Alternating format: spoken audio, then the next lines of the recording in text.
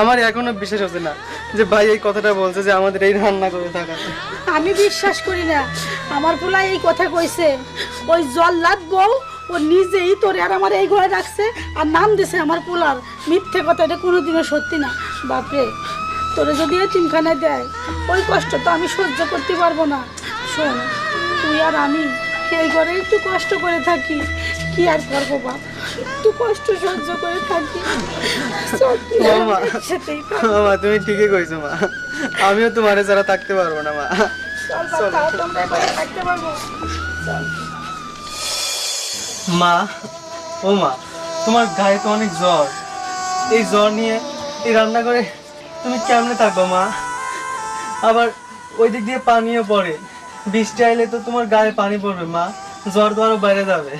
আচ্ছা মা, মা ভাই কি বড়লোক বউ পায়া তোমাকে